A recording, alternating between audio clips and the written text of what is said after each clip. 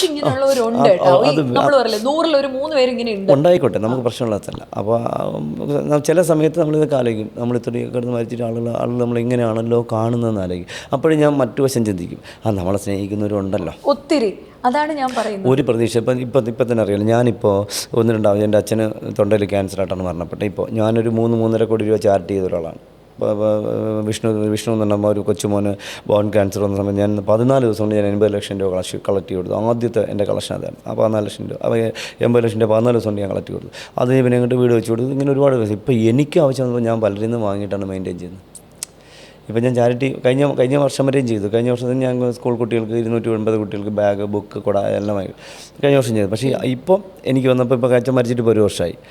തൊണ്ടയിൽ ക്യാൻസറായിരുന്നു. അപ്പം പെട്ടെന്ന് ഈ എന്താ പറയുക, പരിപാടികൾ ഒക്കെ ഞാൻ ഇപ്പോൾ അധികം പബ്ലിക് പ്രോഗ്രാമിന് പോകാറില്ല. കാരണം പ്രോഗ്രാമിൽ പോകുന്ന ചിലർ അവാർഡ് ഫംഗ്ഷനൊക്കെ വിളിച്ചു കഴിഞ്ഞാൽ ഒരു 3 മണിക്കൂർ വേദിയിൽ പോയിരിക്കണം. വേദിയിൽ പോയിരുന്നിട്ട് ഒരു ഷോളും തരും, ഒരു ചെറിയ മെമൻറ്റും തരും. ഈ 3 മണിക്കൂർ പോയി, ഈ 3 മണിക്കൂർ കൊണ്ട് എനിക്ക് 10 കോളുകൾ പോകാൻ പറ്റും. 10 കോൾ 100 രൂപ വെച്ചാലും 200 രൂപ വെച്ചാലും എൻ്റെ അന്നത്തെ കാര്യങ്ങൾ നടക്കുക. എൻ്റെ ഒരു വണ്ടിയിലായിരിക്കും വന്നത്. വണ്ടി പിടിച്ച് 3 മണിക്കൂർ അവിടെ കൊണ്ട് ഇട്ടിട്ടായിരിക്കും ഞാൻ ഇതിൽ വന്നിരിക്കുന്നത്. അപ്പോൾ 90% പേര് ഈ അവാർഡെന്ന് പറഞ്ഞ് വിളിക്കുന്നത് ഈ വെറും നമ്മളെ പിടിച്ച് അവിടെ ഇരുത്തിയിട്ട് ചെറിയ ഈ സാധനം തന്നിട്ട്. എൻ്റെ റൂമിൽ മൊത്തം അതാണ്. എൻ്റെ റൂം മുഴുവൻ ഈ സാധനം കൊണ്ട് മൂടി കിടക്കുക. അവാർഡ്. പിന്നെ അവാർഡ് ഉണ്ടായിരുന്നു കേട്ടോ. ഞാൻ പക്ഷേ 2022 പത്മശ്രീ ഉണ്ടായിരുന്നു കേട്ടോ. പത്മശ്രീ പ്രഖ്യാപിച്ചായിരുന്നു, പക്ഷേ അത് ആണുങ്ങൾക്ക് കൊടുത്തു എന്നുള്ളതാണ്.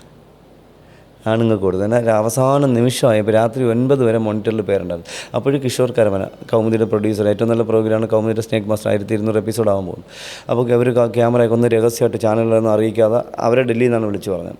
അപ്പോൾ അവരൊന്ന് വന്ന് കിടന്നു. അതിനകത്ത് ഞാൻ പറഞ്ഞു, കിഷോർ എന്തിനാണ് എൻ്റെ ആവശ്യം? കിഷോർജി, ഞാൻ പേര് പറഞ്ഞ് വിളിക്കുക, ഞാൻ കിഷോർജി എന്തിനാണ് എൻ്റെ ആവശ്യം? ഇത് കിട്ടാനും പോകുന്നില്ല, എനിക്ക് തരാനും പോകുന്നില്ല എന്ന്.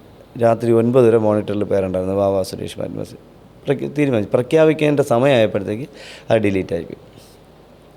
അതുകൊണ്ട് എനിക്കതിൽ സങ്കടമൊന്നുമില്ല. കാരണം ഞാൻ ഒന്നും പ്രതീക്ഷിച്ചല്ല നമ്മളിതിൽ നിൽക്കുന്നത്.